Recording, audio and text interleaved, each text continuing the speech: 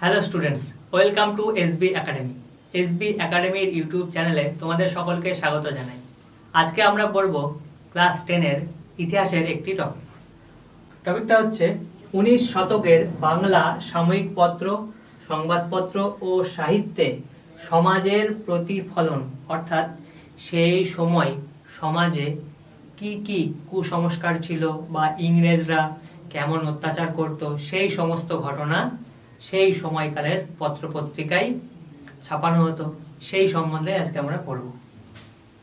সবার প্রথমে আমরা দেখব বামাবোধিনী পত্রিকা।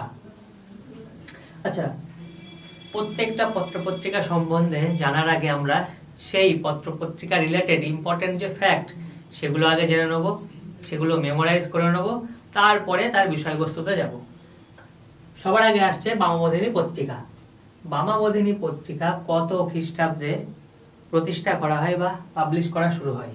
সালটা হচ্ছে 1863 খ্রিস্টাব্দ।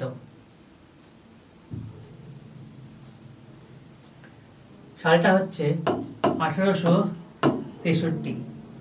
আচ্ছা, সম্পাদক কে ছিলেন? সম্পাদক ছিলেন উমেশচন্দ্র দত্ত। উমেশচন্দ্র দত্ত। প্রকাশ স্থল কোথা থেকে প্রকাশ করা হতো, পাবলিশ করা হতো? ক্যালকাটা। পর্যায় অর্থাৎ কত দিন অন্তর অন্তর পাবলিশ করা হতো? বামাবোধিনী পত্রিকা ছিল একটি মাসিক পত্রিকা, মান্থলি ম্যাগাজিন, মাসিক পত্রিকা। ভাষা কি ভাষা ব্যবহার করা হতো? বামাবোধিনী পত্রিকাতে বাংলা ভাষায় ব্যবহার করা হতো। আচ্ছা, আর এর পাশাপাশি আমরা আরেকটা তথ্য জেনে নেব, সেটা হচ্ছে যে এই বামাবোধিনী পত্রিকা বামাবোধিনী সভার মুখপত্র হিসাবে পাবলিশ করা হতো। আর এই বামাবোধিনী সভাও প্রতিষ্ঠা করেছিলেন উমেশচন্দ্র দত্ত। আচ্ছা, এই সমস্ত ইনফরমেশনগুলো আমরা একদম পার্মানেন্টলি কিভাবে মুখস্থ করে নিতে পারি? আচ্ছা, বামাবোধিনীতে এই বামা শব্দের অর্থ কিন্তু নারী, সমগ্র নারী জাতি। তো আমরা এইভাবে এই ইনফরমেশনগুলো রিলেট করতে পারি নারীর সাথে। আলাদাভাবে কোনো ট্রিক্স মুখস্থ করার দরকার নেই, এই শব্দের মধ্যেই আমাদের ট্রিক্স লুকিয়ে আছে। বামা অর্থাৎ নারী। মেয়েরা চুল বাঁধে, বিনুনি বাঁধে।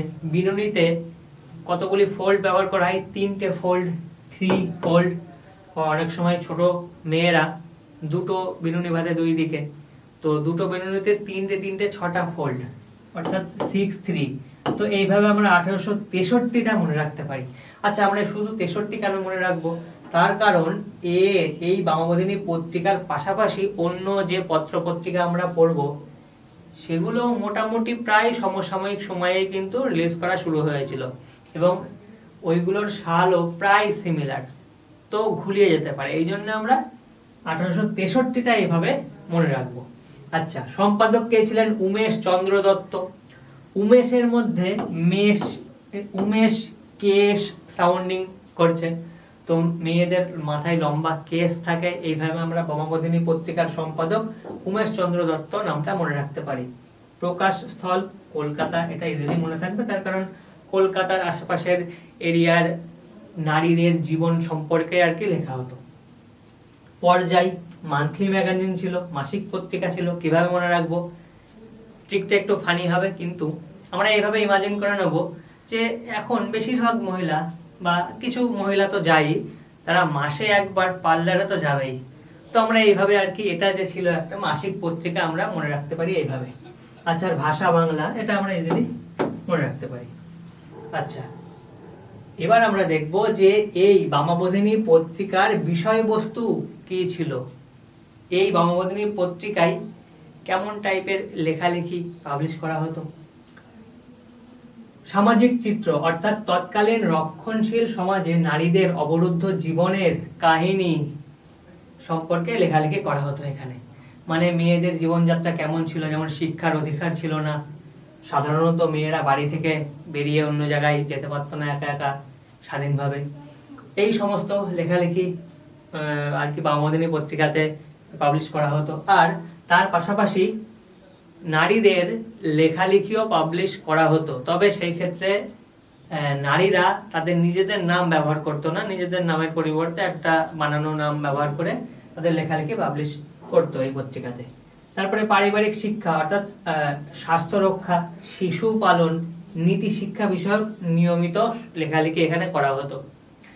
এগুলো পড়ে যাতে মহিলারা সচেতন হয়ে যায়, তাদের শরীর চর্চার বিষয়ে, শিশু লালন পালনের বিষয়ে সচেতন হয়ে যায় এবং আরো লাইফটাকে আরো বেটার করে তুলতে পারে, সেই কারণে সেই সব সম্পর্কে লেখা হতো এই পত্রিকায়। আচ্ছা, এরপরে দেখবো যে এই সম্পর্কে তো লেখা হতো, কিন্তু এই পত্রিকার উদ্দেশ্যটা কি ছিল? উদ্দেশ্যটা ছিল নারী শিক্ষা বিস্তার, অর্থাৎ মহিলাদের সাধারণত বাড়ির ভেতরেই রাখা হতো, তারা স্কুল কলেজে ভর্তি হতে পারতো না, একটা রেস্ট্রিকশন ছিল, সামাজিক একটা রেস্ট্রিকশন। তো তারা যাতে বাড়িতে থেকেও, অন্তঃপুরে অর্থাৎ বাড়ির ভেতরে থেকেও যাতে পড়াশোনা করতে পারে বা জ্ঞানের আলো তারাও পায়, সেই কারণে এই পত্রিকাতে জ্ঞানমূলক লেখালেখিও হতো, সেগুলো ওই মেয়েরা বা নারীরা পড়তো, তারা জ্ঞান লাভ করত। এরপর আসছে সচেতনতা বৃদ্ধি। কুসংস্কার দূর করে নারীদের অধিকার সম্পর্কে সচেতন করা হতো। সেই সময় মেয়েদের উপরে সামাজিক কিছু রেস্ট্রিকশন ছিল বা সামাজিক কিছু বাধ্যবাধকতা ছিল, যেমন বাল্য বিবাহ, ছোটবেলায় মেয়েদেরকে বিয়ে দিয়ে দেওয়া হতো। তারপরে বহু বিবাহ বিষয়টাও প্রচলিত ছিল। তারপরে মেয়েদের অধিকার ছিল না, যেমন বিধবা হয়ে যাওয়ার পরে তারা দ্বিতীয়বার বিয়ে করতে পারতো না।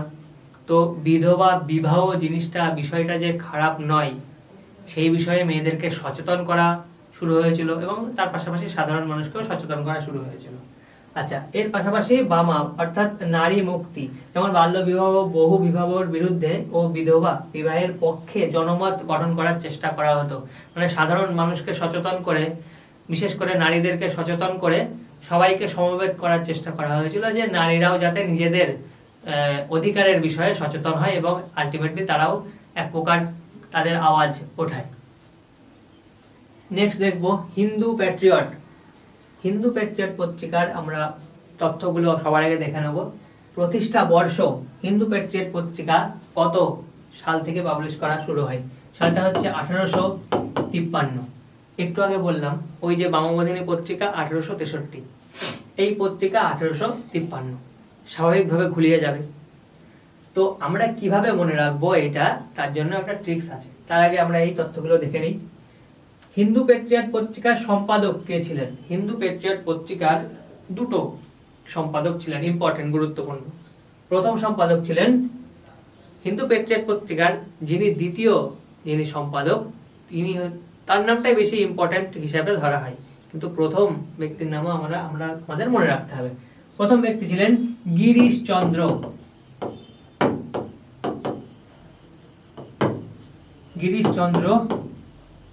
ঘোষ। দ্বিতীয় ব্যক্তি হচ্ছে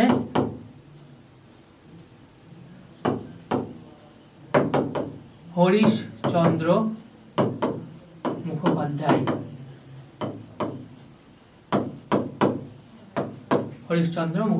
কিভাবে মনে রাখবো একটু পরে আমরা দেখে নেবো। প্রকাশ স্থল, এটাও ক্যালকাটা। পর্যায় মানে কতদিন পর পর পাবলিশ করা হতো। হিন্দু প্যাট্রিয়ট ছিল সাপ্তাহিক পত্রিকা, উইকলি সাপ্তাহিক পত্রিকা। ভাষা কি ভাষা ব্যবহার করা হতো? প্রথম দিকে তো ইংরেজিতে পাবলিশ করা হতো, প্রথম দিকে ছিল ইংরেজি।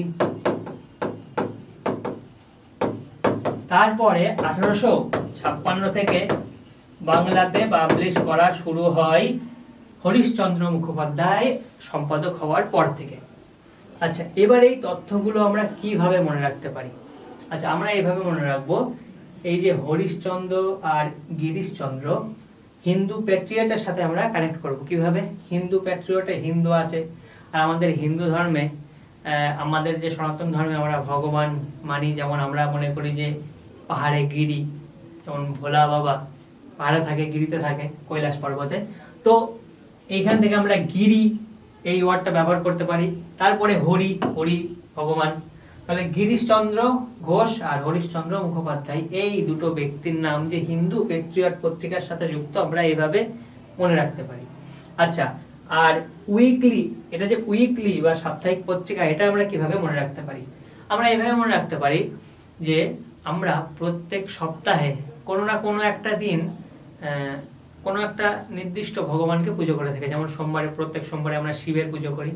তো এইভাবে আমরা হিন্দু শব্দটার সাথে এই বিষয়টাও যুক্ত করতে পারি যে এটা ছিল একটা সাপ্তাহিক পত্রিকা। আচ্ছা, এরপরে আমরা দেখব যে এই হিন্দু পেট্রিয়ট পত্রিকার বিষয়বস্তু কি ছিল, কি সম্পর্কে লেখালেখি হতো। এই হিন্দু পেট্রিয়ট পত্রিকাটি ছিল নীল বিদ্রোহের দর্পণ, অর্থাৎ সেই সময় 1859 খ্রিস্টাব্দে আমাদের এই বাংলাতে, বিশেষ করে নদিয়ার, পার্টিকুলারলি নদিয়ার এরিয়াতে নীল বিদ্রোহ করেছিল নীল চাষিরা।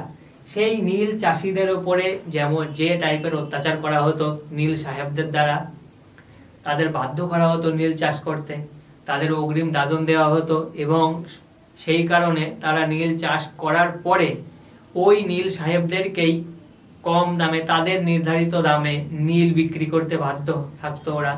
এই সব বিষয়গুলোর উপরে লেখালেখি হতো, নীল চাষিদের উপরে, এক কথায় নীল চাষিদের উপরে যে টাইপের অত্যাচার করা হতো।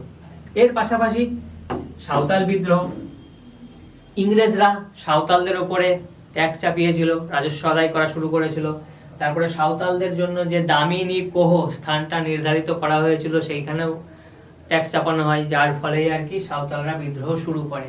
এবং তাদের ওপরে যে অত্যাচারটা করা হয়েছিল, মানে যেখানে সাঁওতালরা এক প্রকার বনবাসী মানুষ, এনাদের হাতে তীর ধনুক ছাড়া আর কিছুই ছিল না, কিন্তু ইংরেজরা এদের উপরে গুলি চালিয়েছিল নৃশংসতার সাথে। তো সেই সব বিষয়েও লেখালেখি করা হতো এই পত্রিকায়। আর নির্ভীক সাংবাদিকতার পরিচয় দিয়েছিলেন হরিশচন্দ্র মুখোপাধ্যায়। তিনি কড়া ভাষায় নিন্দা করতেন ইংরেজদেরকে। আচ্ছা, এবার আমরা দেখে নেব যে মূল উদ্দেশ্যটা কি ছিল এই হিন্দু প্যাট্রিয়ট পত্রিকার। উদ্দেশ্য ছিল ব্রিটিশ শাসনের সমালোচনা করা, ব্রিটিশ শাসনের যে কুশাসনগুলো বা তাদের অত্যাচারের যে ঘটনা, সেইগুলোকে সমালোচনা করা।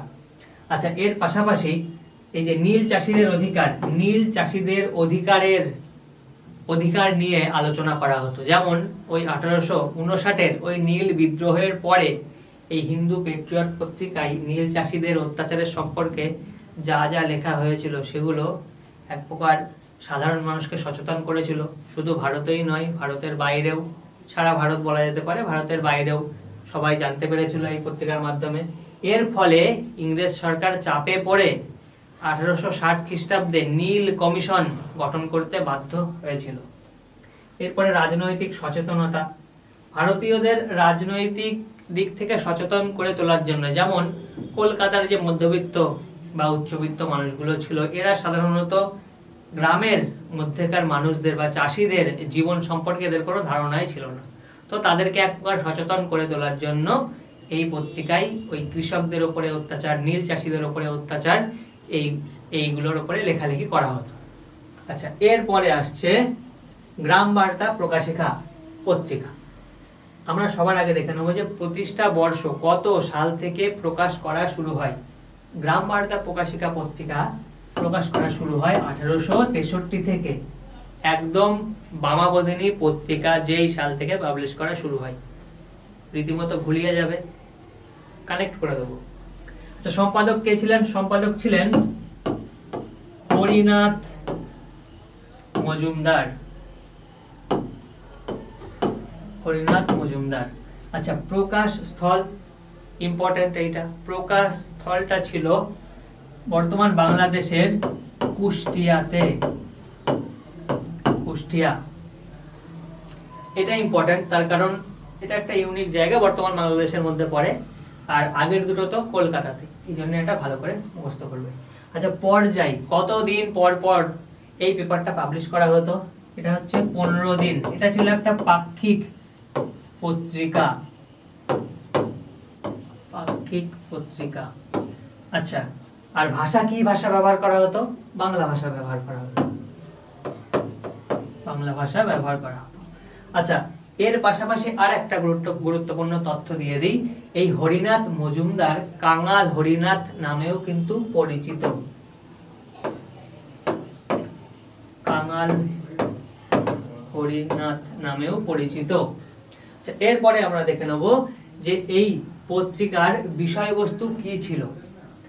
এই পত্রিকার বিষয়বস্তু ছিল গ্রামের সাধারণ মানুষের যে জীবনযাত্রা, ইংরেজদের নতুন রাজস্ব আরোপ করার পরে তাদের জীবনে কি কি পরিবর্তন এসেছিল, তাদের জীবনযাপন, তারা কেমনভাবে জীবনযাপন করছিল, সেই সমস্ত তুলে ধরা হতো এই পত্রিকায়। এই কাঙাল হরিনাথ বা হরিনাথ মজুমদার তিনি গ্রামে গ্রামে ঘুরে খবর জোগাড় করতেন। আচ্ছা, ওই যে ডেটটা আমরা কিভাবে মনে রাখবো তার আগে বলে দিই। বামাবোধিনী পত্রিকাও তো 1863তেই পাবলিশ করা শুরু হয়, আর গ্রাম বার্তা পত্রিকাও 1863তেই পাবলিশ করা শুরু হয়। কিভাবে রিলেট করব? বামাবোধিনী পত্রিকা পাবলিশ করার পরে ওখানে লেখালেখি হতো সাধারণত মহিলাদের নিয়ে, নারীদের নিয়ে, এমনকি স্পেসিফিক ভাবে শুধু কলকাতা ও কলকাতার পার্শ্ববর্তী এরিয়ার নারীদের নিয়ে লেখালেখি হতো।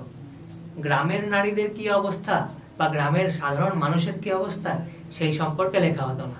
ঠিক সেই ওই বাকি ফেলে রাখা কাজটাই কিন্তু সম্পন্ন করা শুরু করেছিলেন হরিনাথ মজুমদার ওই সেম ইয়ারেই 1863তেই। তো আমরা এইভাবে এই দুটো পত্রিকার সালটা রিলেট করে নিতে পারি, আমাদের পাশাপাশি দুটো একসাথে মুখস্থ হয়ে যাবে। আচ্ছা, আর এগুলো একটু মুখস্থ করতে হবে। হরিনাথ মজুমদার আর কুষ্টিয়া থেকে পাবলিশ করা হতো। আচ্ছা, বিষয়বস্তু তো বললাম, আর এই পত্রিকাতেই লালন শাহের গান, দর্শন, তার জীবন দর্শন সবকিছু নিয়ে লেখালেখি করা হতো। আচ্ছা, আর অবশ্য এই যে নির্ভীকতা, মানে এই কাঙাল হরিনাথ নিজে গ্রামে গ্রামে গিয়ে খবর জোগাড় করে নিয়ে আসতেন। তো সেইখানে কিছু জমিদারের লাঠিয়াল বাহিনীদের সাথেও তার মোকাবিলা করতে হয়েছে। তো তিনি নির্ভীকভাবেই এই পত্রিকাটা অনেকদিন চালিয়েছিলেন।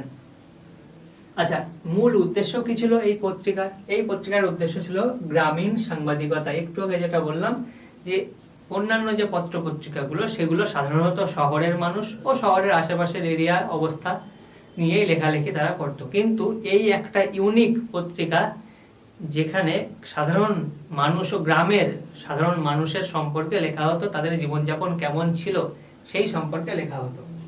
তারপরে শোষণ বিরোধী লড়াই, যেমন জমিদার, মহাজন, নীলকর, এই সমস্ত ব্যক্তিদের বিরুদ্ধে এক প্রকার লেখা হতো। একটু আগে যেটা বললাম, জমিদারদের লাঠিয়াল বাহিনীদের সামনে একবার মোকাবিলা করতে হয়েছিল।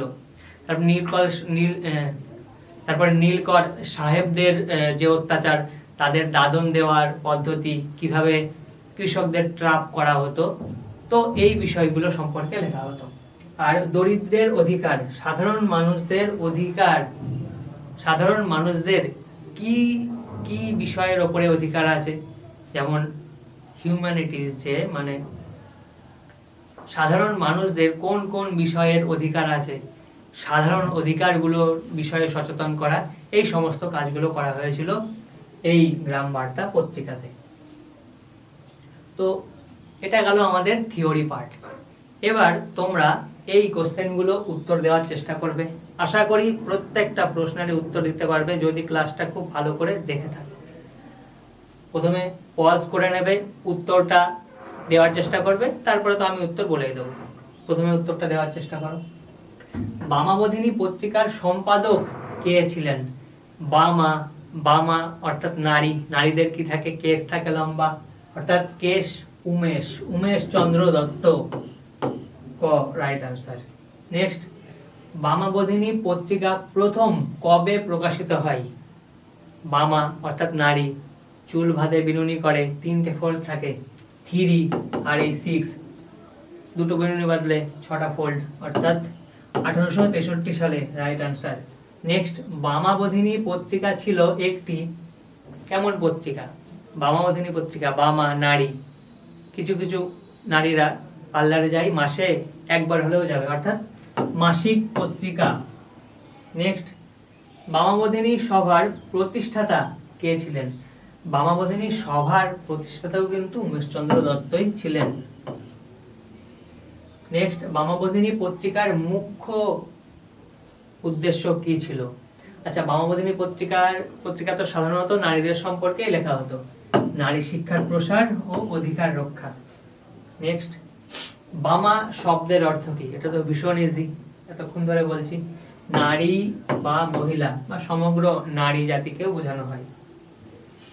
হিন্দু প্যাট্রিয়ট পত্রিকা কত সালে প্রকাশিত হয়? হিন্দু প্যাট্রিয়ট হিন্দু ধর্মের সাথে যুক্ত, একটু আগে যেটা বললাম, এটা 1853 সালে হিন্দু প্যাট্রিয়ট। হিন্দু প্যাট্রিয়ট পত্রিকার প্রথম সম্পাদক কে ছিলেন? প্রথম সম্পাদক কে ছিলেন? হিন্দুদের ভগবান কোথা থেকে? গিরিশচন্দ্র ঘোষ। দ্বিতীয় সম্পাদক নিশ্চয়ই বলতে পারবে। কার সম্পাদনায় হিন্দু প্যাট্রিয়ট পত্রিকা সর্বাধিক জনপ্রিয়তা পায়? একটু আগে যেটা বললাম যে গিরিশচন্দ্রের পরে আসে হরিশচন্দ্র মুখোপাধ্যায়। তিনি 1855 থেকে 1861 সাল পর্যন্ত দায়িত্ব পালন করেছিলেন হরিশচন্দ্র মুখোপাধ্যায়। তার সময়েই এই পত্রিকাটি বাংলা ভাষায় প্রকাশ করা শুরু হয়। তার সময়েই নীল চাষীদের অত্যাচারের উপরে লেখালেখি করা শুরু হয়। তো এই হরিশচন্দ্র মুখোপাধ্যায়ের সময়ে কিন্তু একটা পিক লেভেলে পৌঁছেছিল এই নিউজ পেপারটি। নেক্সট, হিন্দু প্যাট্রিয়ট পত্রিকা কোন ভাষায় প্রকাশিত হতো? প্রথমে ইংরেজি ভাষায়। নীল বিদ্রোহের সপক্ষে সবথেকে জোরালো প্রশ্ন করেছিল কোন পত্রিকা? নীল বিদ্রোহ, হিন্দু প্যাট্রিয়ট। কার সময়ে? হরিশচন্দ্র মুখোপাধ্যায়ের সময়ে। হিন্দু প্যাট্রিয়ট।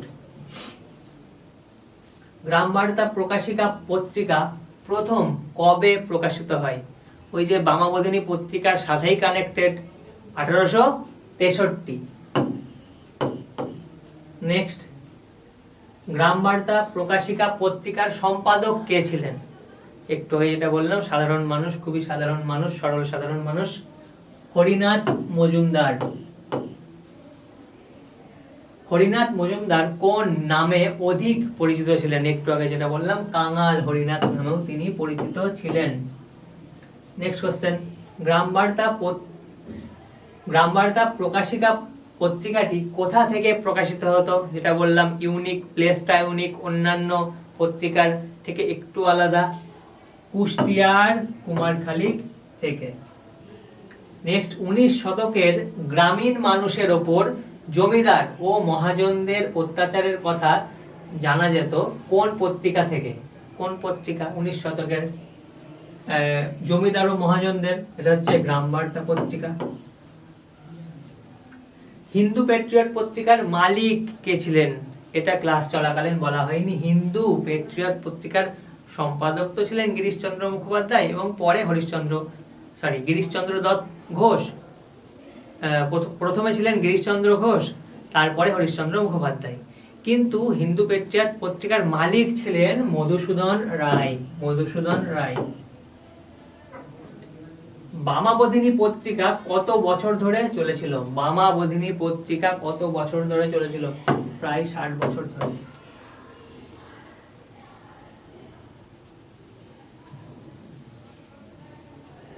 এই কোশ্চেনটা কাট।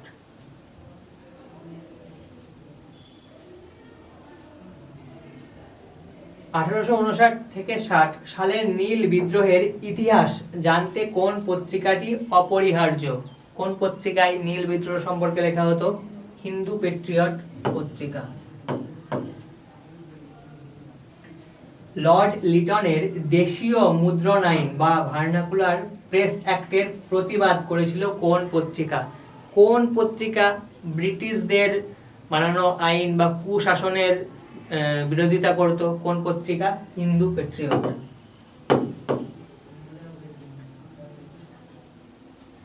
তো আজকে আমাদের ক্লাস এই পর্যন্তই। আশা করি প্রত্যেকটা টপিক, প্রত্যেকটা পত্রপত্রিকা তোমরা খুব ভালোভাবে বুঝতে পেরেছো এবং প্রত্যেকটা পত্রপত্রিকার সাথে যুক্ত তথ্যগুলো তোমাদের অলরেডি মাথায় সেট হয়ে গিয়েছে। তো এইরকমই আরো ক্লাস পেতে আমাদের চ্যানেলকে সাবস্ক্রাইব করো এবং পরবর্তী ভিডিওর জন্য অবশ্যই অপেক্ষা করবে। আর এই রকমই ক্লাস আমি একাডেমিতে করাচ্ছি, অর্থাৎ আমাদের এসবি একাডেমিতে। তো তোমরা দেরি না করে এসবি একাডেমিতে খুব তাড়াতাড়ি ভর্তি হয়ে যাও। Thank you.